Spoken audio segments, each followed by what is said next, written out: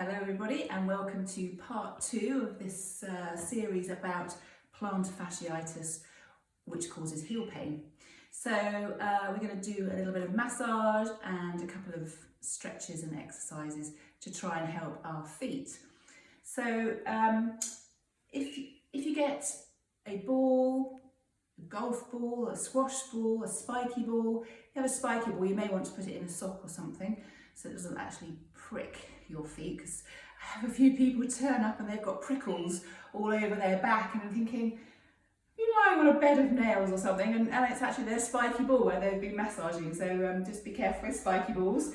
So you can do a few things with your ball. The first thing you can do is just grab hold of your toes and just pull them back, and that just helps to stretch the plantar fascia, which obviously comes from our heel up to our toes, so in that bit there. And then you can get your ball and you can massage with your hand, because if you're particularly tight you may find that that's enough pressure for you to tolerate. However, obviously our feet are used to weight bearing a lot of weight of our body, so you may find that that's not enough. It does feel quite nice, but you may find you can't get quite to the spots. So if that's the case, I'm going to put the ball on the floor and then we're going to stand on it.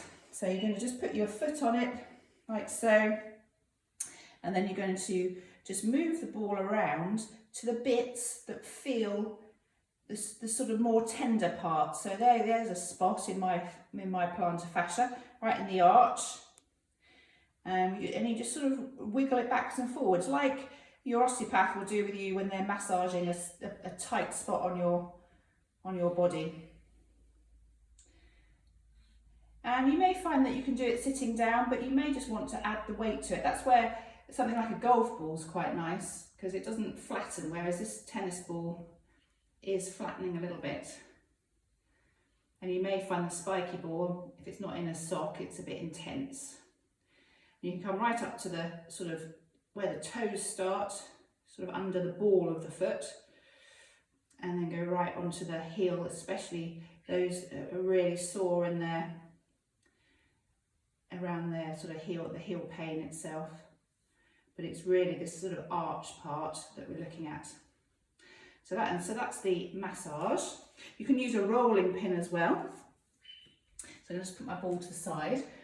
Now, exercise-wise, we're going to come down onto the floor. So apart from just the stretching back with our toes, I don't really feel that, but I've got quite stretchy plantar fascia, is a couple of yoga poses. So what you're going to do is you're going to bend your toes back, make sure you get your little toes out on both sides, and then you're going to come back and sit back onto your heels, so that then basically your weight is coming down in through and stretching your plantar fascia. Now some of you will find this complete agony, and others won't be so bad. So we're going to sit here and you're going to watch your posture. Make sure your ears are stacked over your shoulders are over your hips when you're doing this. And you just sit there, and I want you to try and sit up for a minute. Now if it's complete agony, you can just come forwards like so. But if you can come back, then come back. And it's called fire toes in yoga. But it's really good. So even if you don't have heel pain or plantar fasciitis, if you wear heels or have you used to wearing a lot of high heels, then it really helps just to stretch out the arch, because with high heels you tend to have to hold on to your feet a lot. And you may have noticed, when you see your osteopath, that we come down away from maybe your spine quite a bit. We come in working your legs and your feet, because obviously your feet are your foundation to the rest of you. So if there's elements of foot problems going on, then we'll try and correct the mechanics there, and then sort of work our way back up into your spine. So once you've done a minute of that, the next exercise is you come off, give your toes a bit of a kick, just to relax the feet a bit. And then we're going to come into another yoga pose, which is called a downward dog. So you're going to come up onto your hands, and you're going to just try to get your heels towards the mat. Now you probably won't get them flat unless you have very good stretchy posterior chain, so your calves and your hamstrings. But this is really good for stretching out all this area. So if you do have low back pain as well, it's really great to get this area stretched out. But it's also good for your plantar fascia. And part of the plantar fascia problem is in our calves as well. So you're going to stick your bottom in the air, and you're going to push your chest towards your thighs, and you're going to look up to your thighs.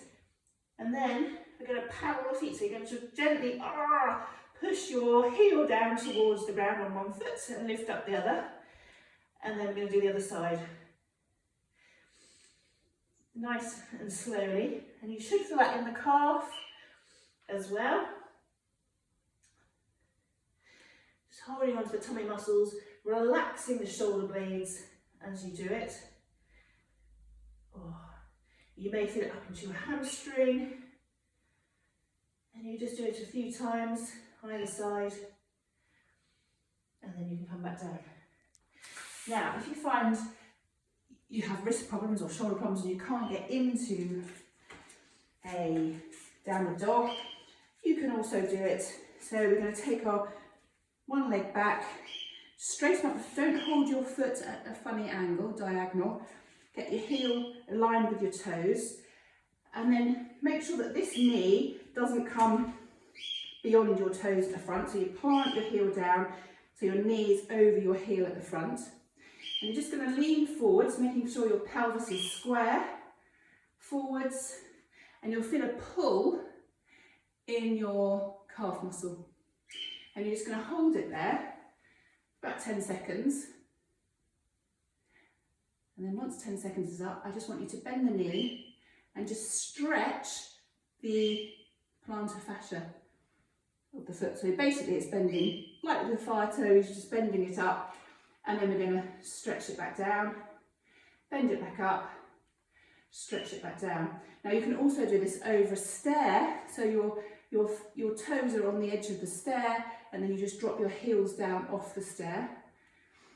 But for those who haven't got stairs, then this is quite a nice way. And then the last one, you can hold it down like so, and then you just swap sides. Then get your body lined up first. So knee over ankle at the front, foot nice and straight, line the heel up. Don't let your foot like this because then you don't get a stretch. Square pelvis, forwards, lean forward slightly, feel that pull into the calf. Hold 10 seconds. Nice and slow, 10 seconds. And then again, lift up. So you're bending the knee, stretch, lift up. So you might want to hold onto your tummy muscles when you're doing this so that your pelvis is still. And back down. And then once you've done about 10 of those, you can then just hold on for another stretch. Keep the shoulder blades down and back so you've got good posture. And bring it in. And then give your legs a shake. And after that, a bit of massage and a bit of foot exercise should feel a bit of sort of warmth to your arch of your feet, and your feet should actually feel quite comfy. So I hope you enjoy that, and I will see you again soon. You take care. Bye bye.